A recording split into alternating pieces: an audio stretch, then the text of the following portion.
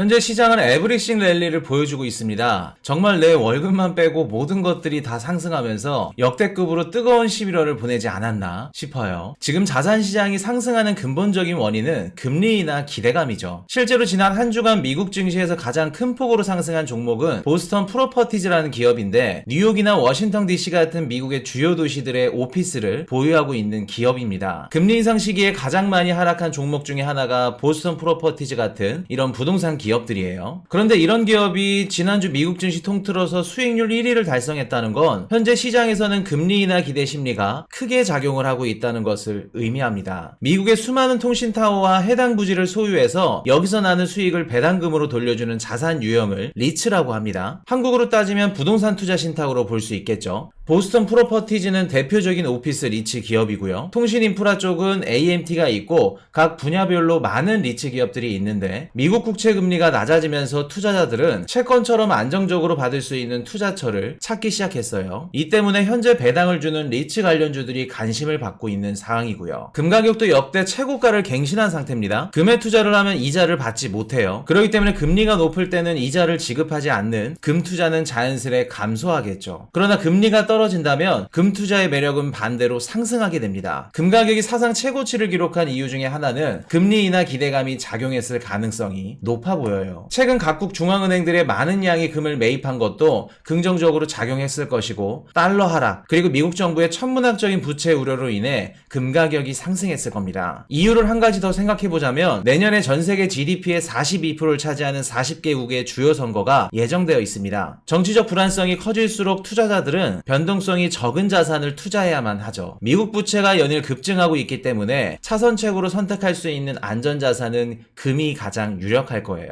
경제적으로 무너져가고 있는 중국인들이 담을 수 있는 안전자산 또한 금이 될 거고요. 디지털 금으로 불리는 비트코인도 빠질 수 없겠죠. 현재 비트코인 가격은 연일 최고가를 경신하면서 무서운 기세를 보여주고 있어요. 가격이 상승한 주된 이유는 현물 ETF 승인 기대감입니다. 월가에서 현물 ETF 승인은 기정사실화되면서 내년 1월 달로 예상을 하고 있는데 1년 전 FTX 사태와 확연히 달라진 암호화폐 시장의 인식들이 기관들의 매수세를 자극시키고 있습니다. 물론 금리 인하도 어느 정도 영향을 주었을 것으로 생각해요. 금리 인하 기대감으로 인해서 비트코인이나 주식같이 리스크 있는 자산 시장에 유동성이 유입되고 있을 가능성도 배제할 수 없을 겁니다. 회사채 시장도 분위기가 좋습니다. 신용등급이 낮지만 이자를 많이 주는 정크본드 수요도 증가했고 미국의 지방채 수요도 상승하고 있죠. 현재 회사채 시장에서는 연말엔 채권 찍는 게 상대적으로 어렵고 내년 초 시장 분위기는 어떻게 될지 모르기 때문에 지금이라도 최대한 많이 찍어 놓자는 생각인 것 같아요. 그리고 대표적인 밈주식 게임스톱도 15% 정도 상승을 했습니다. 투자자들이 과도하게 낙관적인 분위기에 빠져서 더 이상 주식시장이 상승할 여지가 없다고 판단이 될 때 보통 밈주식들이 상승하게 되죠. 지금 시장은 앞만 보고 가는 황소 같아요. 불과 2일 전에 제롬 파월 연준 의장의 연설에서 금리 인하 시기를 추측하는 건 시기상조라는 이야기를 했어요. 파월의 연설이 끝난 후 모든 자산시장이 상승을 했죠. 시장은 금리를 인하하지 않겠다는 파월의 말을 믿지 않고 있습니다. 시장이 믿지 않는다는 건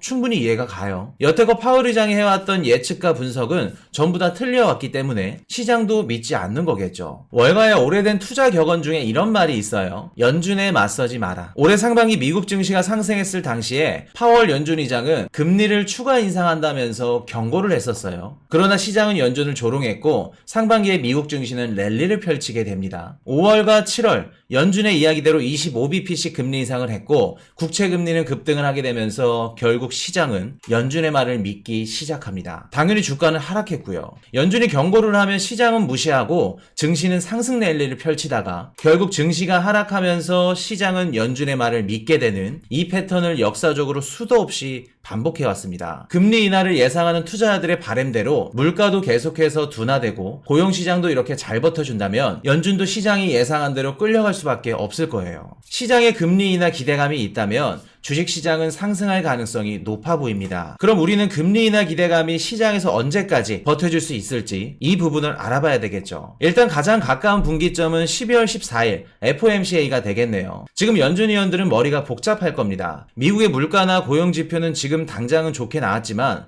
확신할 정도는 아니죠. 게다가 시장은 연준의 말을 믿지 않고 고위험 자산도 공격적으로 투자하기 시작했는데 자산 가격 상승은 소비 상승으로 이어지고 소비 상승은 물가 상승이라는 결과를 낳게 됩니다. 연준이 자산 가격 랠리를 방관한다면 물가를 확실하게 잡을 수 있는 기회도 놓치게 될 겁니다. 그럼 연준은 시장에 좀 더 강도 높은 경고를 해야겠죠. 금리 인상까지는 아니어도 추가 긴축을 할 수 있다는 이야기를 언급하면서 시장의 금리 인하 기대감을 투자자들의 머릿속에서 지우려고 할 거예요. 그리고 그 다음 분기점은 아마 내년 상반기가 될 거예요. 금리 인하 기대감만큼 현재 자산 가격을 상승시켜주고 있는 건 미국 정부의 재정 정책입니다. 최근 발표한 미국의 3분기 GDP 잠정치는 월가 예상치보다 높은 5.2%로 높은 수치가 발표되었는데 높게 나온 이유 중에 가장 큰 부분을 차지하는 것이 지방정부의 지출 증가입니다. 지방정부의 지출이 증가했다는 건 지방의 일자리가 늘어서 지급한 임금이 증가했다는 이야기이기도 합니다. 미국의 노동시장이 견고한 이유는 미국 정부가 많은 양의 고용을 공급하고 있기 때문입니다. 미국 정부는 2023년도 상반기에만 전체 취업 증가의 4분의 1에 해당하는 37만 9천 개의 일자리를 추가했어요. 정부가 공급하는 고용이 전체 고용의 14.5%밖에 차지하지 않는 데에 비해 과다하게 일자리를 공급하고 있는 거죠. 미국 정부의 노동 공급으로 인해 미국의 고용 지표는 좋게 나올 수밖에 없고 지방정부 지출은 증가하면서 GDP가 높게 나오고 있는 겁니다. 즉 아무리 연준이 긴축을 하더라도 미국 정부는 내년 대선을 위해서 막대한 재정을 공급하고 있기 때문에 자산 시장은 상승하고 있다는 점입니다. 하지만 내년 상반기에 2차 단기 임시 예산안이 끝나고 새로운 예산안을 협의해야 되기 때문에 미국 정부의 재정 정책은 이전보다 더 감소할 수밖에 없을 거예요. 즉 막대한 미국 정부 재정의 유통기한은